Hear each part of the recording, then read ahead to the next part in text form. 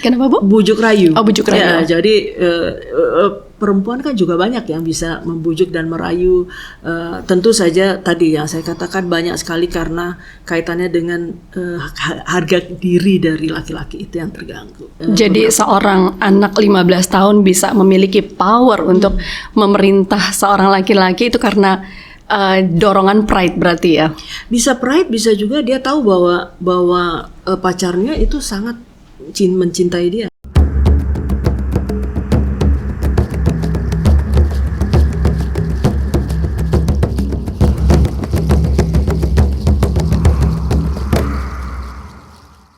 Dua wanita AGH dari pacar Mario Dandisatrio dan Putri Chandrawati dari istri Verdi Sambo terlibat dalam pusaran kasus tindak pidana yang membuat orang lain menderita bahkan terbunuh. Yang mengundang beribu pertanyaan, relasi seperti apakah yang terjadi sehingga wanita-wanita ini bisa menjadi pemantik amarah tanpa batas dari hilangnya kemanusiaan. Adakah relasi kedua kuasa yang membuat semuanya terjadi? Dalam kasus Putri Chandrawati, relasi yang terjadi adalah struktur di kepolisian antara atasan dan bawahannya. Sementara dalam kasus AGH yang kini berstatus sebagai anak yang berkonflik dengan hukum adalah relasi pacar atau teman dekat. Relasi kelindanan rumit yang melibatkan emosi, kuasa, kompleksitas ego, kediriannya, menstimulus perilaku melawan hukum. Tapi mungkin adalgium harta, tahta, wanita adalah jawaban paling relevan dan paling mendekati untuk menjelaskan dua kasus di atas. Atau bahkan cerita-cerita penguasa masa lalu, di mana sosok lelaki hebat selalu ada istri yang hebat pula. Benarkah? Dalam sejarah raja-raja masa lalu dan kepemimpinan di Republik ini, relasi dari harta, tahta, wanita acap kali selalu hadir dan menyertai, meskipun kehadirannya sulit didefinisikan. Tapi secara faktual pengaruhnya sanggup mempengaruhi pada gaya hidup dan bahkan pada tataran kebijakan. Dan tema kali ini, Feminist Jurisprudence, perempuan dan kekuasaan. Hadir bersama kita seorang narasumber yang luar biasa, yaitu Ibu Dr. Kunti Tridewianti, SHMH.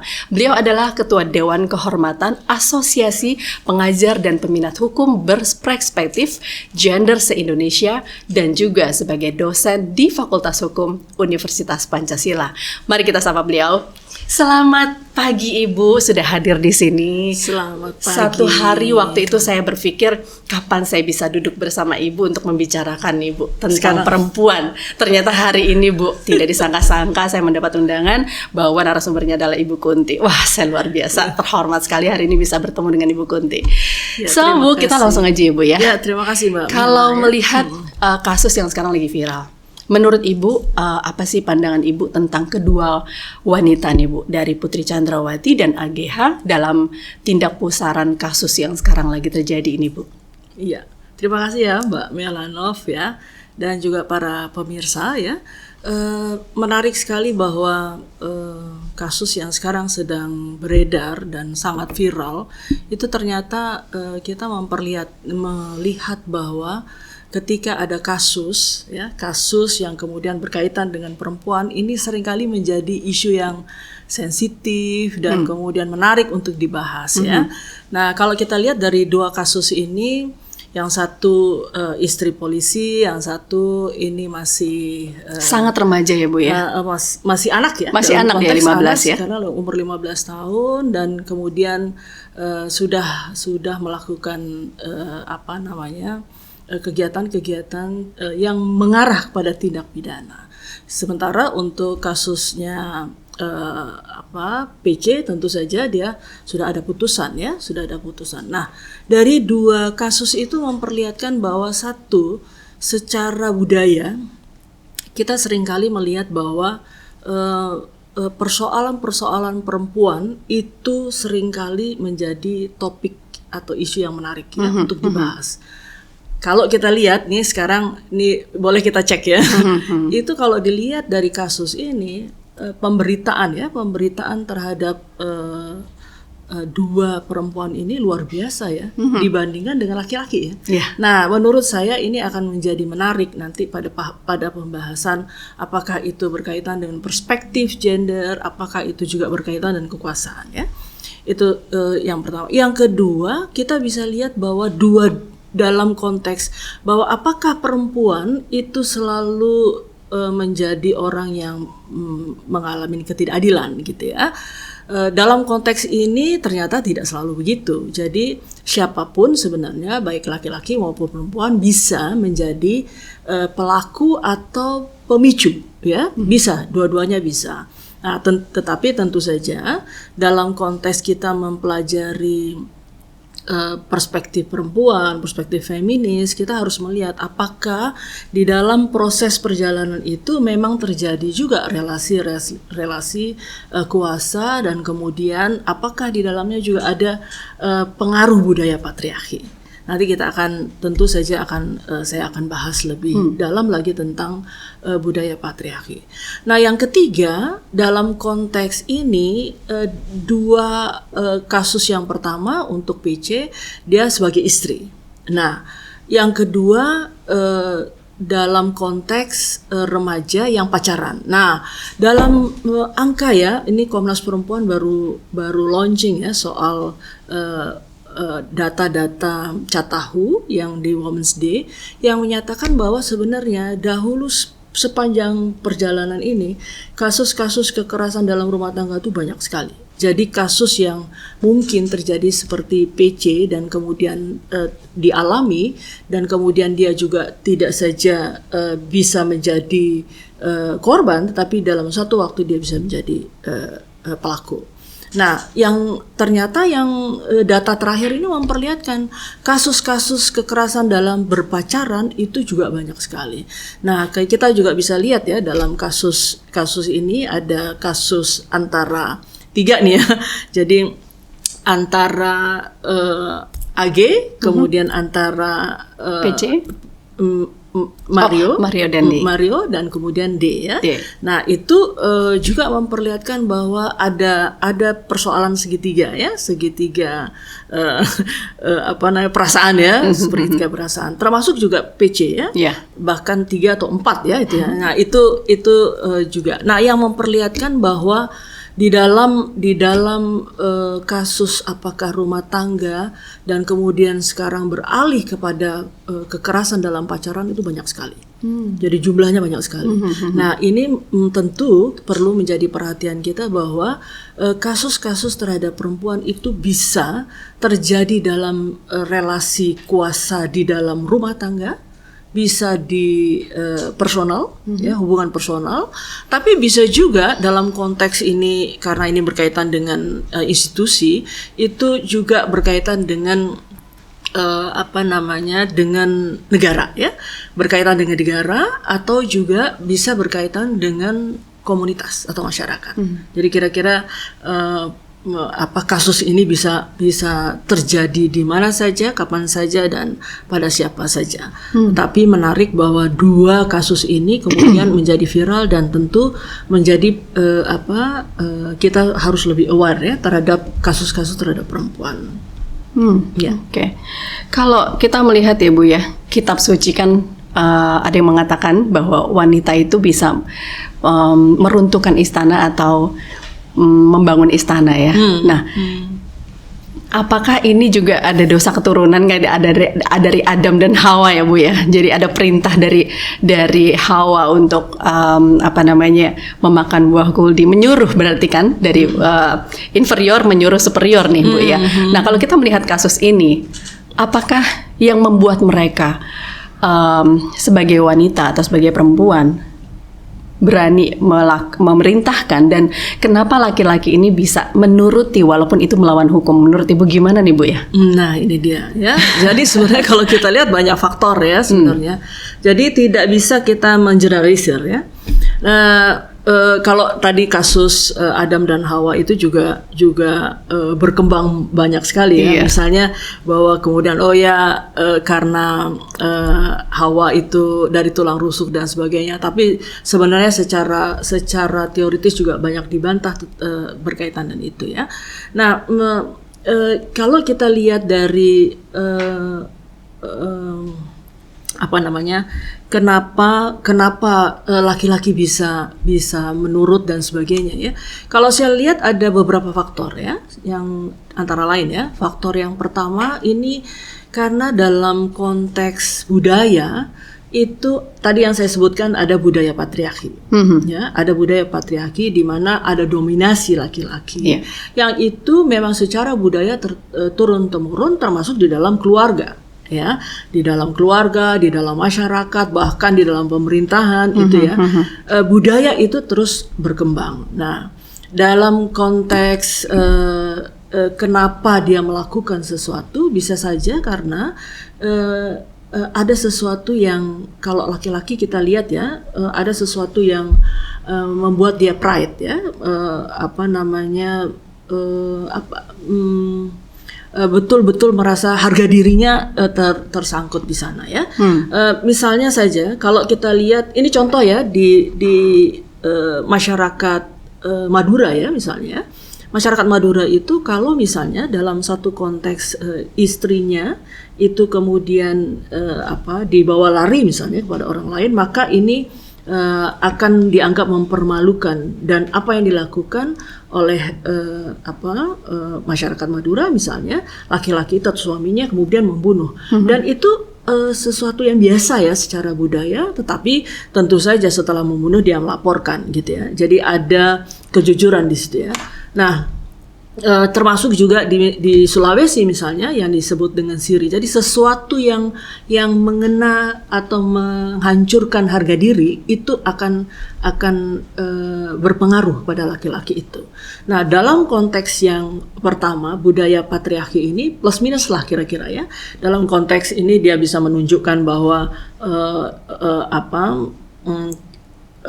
otoritas saya itu terganggu misalnya ya. Nah, kalau kita lihat dari kasus PC misalnya ya, PC itu kan pertama dikatakan memperkosa gitu ya, diperkosa atau dilecehkan gitu ya. Nah, termasuk juga ini juga ada isu ya macam-macam, walaupun kasusnya belum jelas, tetapi itu secara budaya bisa menyebabkan bahwa harga diri laki-laki itu terganggu sehingga dia menimbulkan kemarahan gitu ya. Nah, yang kedua saya juga melihat bahwa ada kasus cinta yang begitu kuat ya, begitu kuat sehingga ada keinginan untuk mengalahkan lawannya atau pacarnya atau itu, dan itu secara budaya terjadi ya. Misalnya kemudian mereka yang disebut dengan bawa lari ya. Jadi secara adat itu ada yang membawa lari istri orang lain misalnya gitu ya. Nah, jadi kita lihat bahwa pengaruh dua hal itu. Yang ketiga juga bisa terjadi karena psikis dari si laki-laki yang kemudian merasa bahwa saya harus melindungi, harus memberi proteksi kepada orang-orang atau perempuan-perempuan yang ada di sekelilingnya. Nah, itu sehingga dia seringkali melindungi itu ya, upaya untuk melindungi. Tetapi yang terakhir juga bujuk rayu nih. Kenapa, Bu? Bujuk rayu. Oh, bujuk rayu. Ya, jadi perempuan kan juga banyak yang bisa membujuk dan merayu. Tentu saja tadi yang saya katakan banyak sekali karena kaitannya dengan harga diri dari laki-laki itu yang terganggu. Kira-kira itu ya mungkin. Jadi seorang anak 15 tahun bisa memiliki power untuk memerintah seorang laki-laki itu karena dorongan pride berarti ya? Bisa pride, bisa juga dia tahu bahwa pacarnya itu sangat mencintai dia. Sangat mencintai. Sangat mencintai. Artinya dia akan melindungi. Dia akan melindungi ya.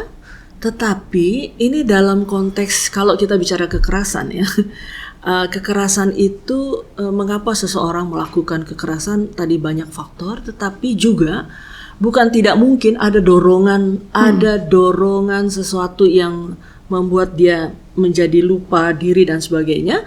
Misalnya kalau kita lihat ada obat-obatan ya, ada drugs, ada obat-obatan, termasuk ya kalau kita bicara kekerasan seksual itu bisa dilakukan oleh suami itu karena dorongan obat obat-obat tertentu ya untuk kejantanan itu juga bisa menjadi kekerasan. Iya. Nah, jadi kalau kita lihat banyak faktor orang melakukan kekerasan, tetapi kembali lagi bahwa dalam konteks mengapa perempuan bisa mempengaruhi, saya pikir tadi faktor-faktor tadi.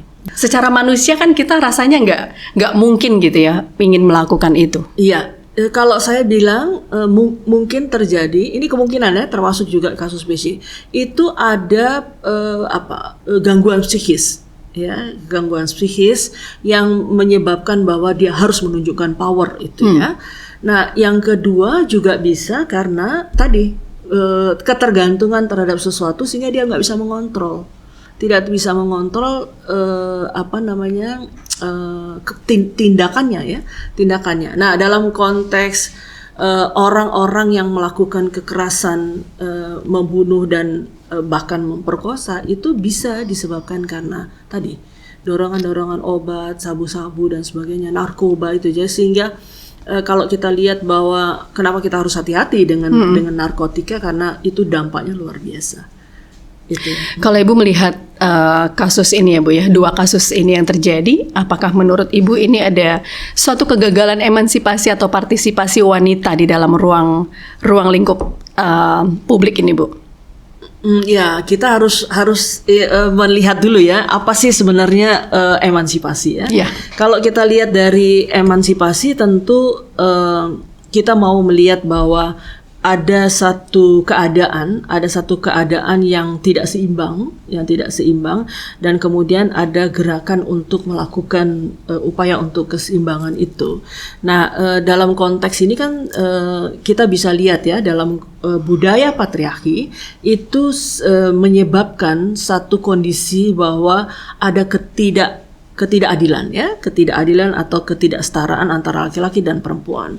Nah, oleh sebab itu maka penting sekali kita untuk melihat bahwa ada upaya. Nah, salah satunya adalah emansipasi yang dilakukan oleh gerakan-gerakan perempuan yang waktu itu kita pada kasus R.A. Kartini misalnya melakukan perlawanan terutama dari pendidikan misalnya ya, diawali dari pendidikan. Tetapi banyak upaya-upaya untuk melakukan di bidang ekonomi, di bidang politik dan sebagainya menurut gerakan ini bahwa harus mengembalikan keadaan keseimbangan ya atau kesetaraan. Nah, kalau kita bilang apakah ini kegagalan, saya rasa kita jangan terlalu cepat ya bilang ini kegagalan ya. Tetapi bahwa memang setiap orang itu tentu dia ketika dia melakukan sesuatu ada pertimbangan-pertimbangan tertentu ya, ada pertimbangan-pertimbangan tertentu yang menurut saya apakah ini sesuai dengan kalau kita bicara tentang kesetaraan dan keadilan gender gitu. Karena sekalipun di dalam konteks tadi emansipasi yang sekarang mengarah kepada kesetaraan dan keadilan gender, tetap harus ada batas-batasnya gitu. Ada harus yang misalnya dia harus menghormati orang, mengempati orang, tetap saja itu harus diperhatikan. Nah, kalau dikatakan gagal tentu kita perlu hati-hati. Mengapa dibilang gagal? Karena menurut saya kita tidak bisa mengeneralisir kasus ini kemudian menyatakan bahwa semua emansipasi gagal. Jadi nggak bisa begitu. Karena ini kasuistis. Kalau kita bicara emansipasi kemudian kesetaraan dan keadilan gender dalam konteks yang besar, baru itu kita bisa bilang kegagalan. Nah, misalnya saja dalam konteks memperjuangkan kesetaraan dan keadilan gender misalnya, banyak sekali kemudian perempuan-perempuan ya dalam kasus kekerasan dalam rumah tangga dia mengajukan ke pengadilan ya, dia yang menggugat gitu ya. Nah, menurut saya ini adalah satu cara yang dimana atau strategi yang dipakai adalah untuk melawan ketidakadilan itu. Gitu.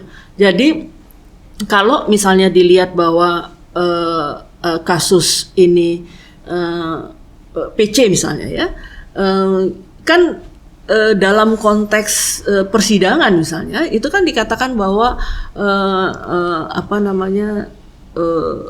pelecehan itu ilusi dan sebagainya ya. Tetapi kenapa itu terjadi? Itu kan nggak diungkap ya. Tapi secara kajian feminis atau perspektif feminis, kita perlu lihat mengapa dia melakukan itu.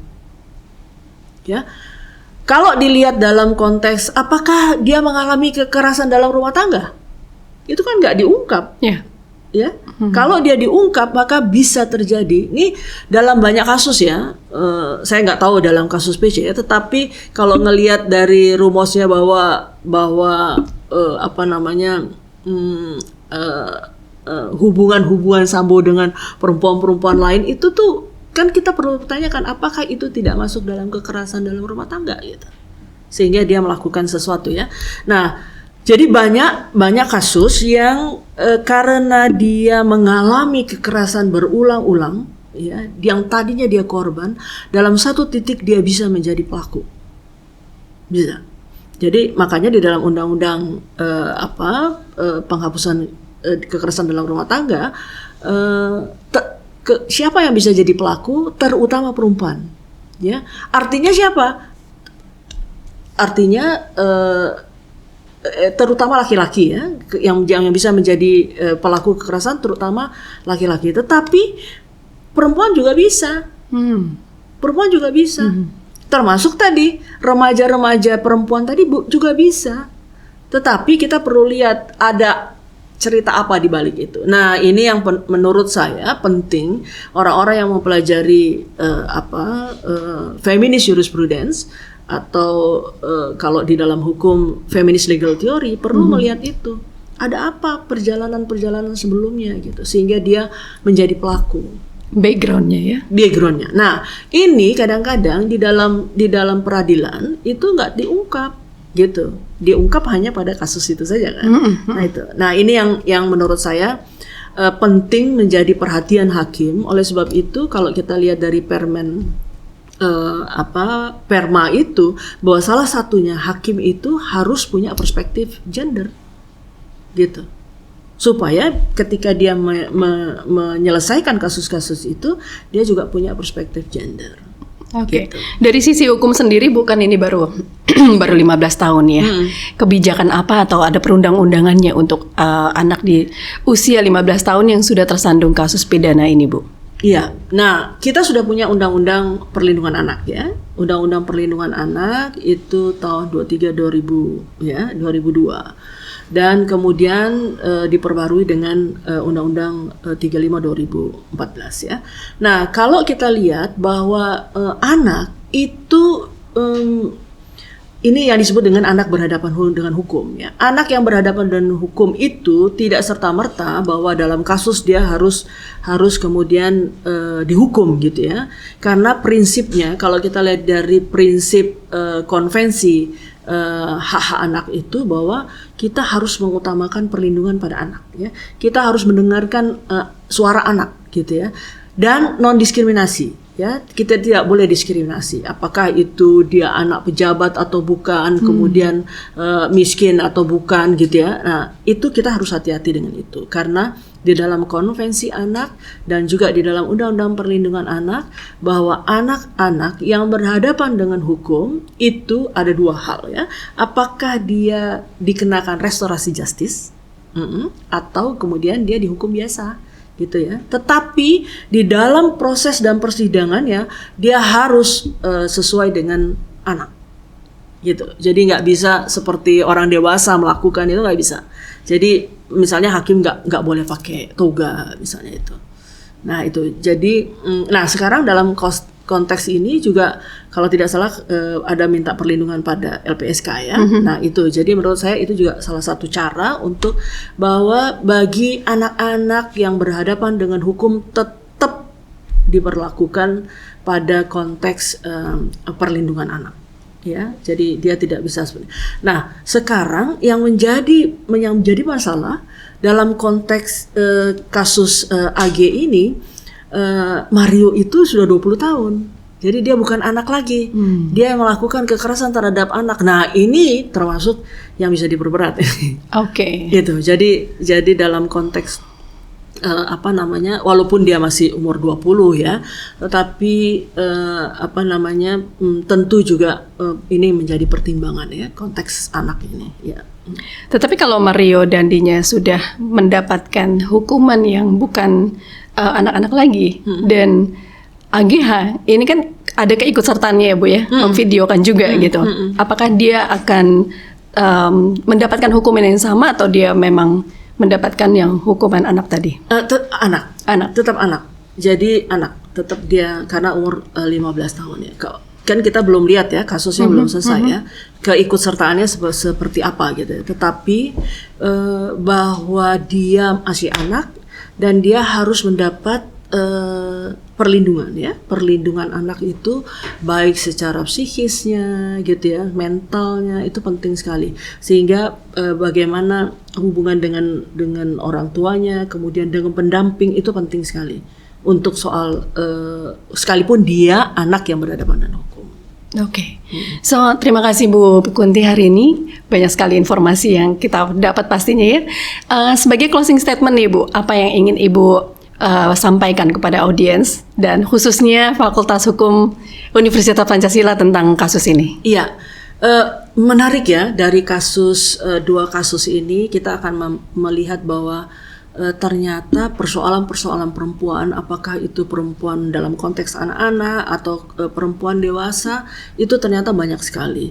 Nah, menjadi penting bahwa orang-orang yang belajar hukum atau orang-orang yang tidak belajar hukum pun penting punya perspektif kesetaraan dan keadilan gender.